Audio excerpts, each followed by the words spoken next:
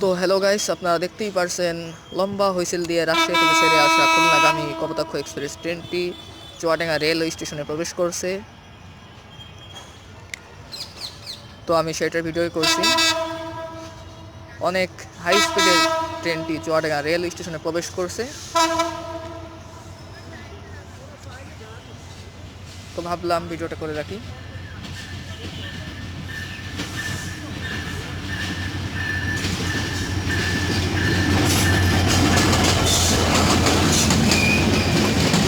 তো গাইস, ভিডিওটা কেমন লাগলো আপনারা সবাই কমেন্ট করে জানাবেন।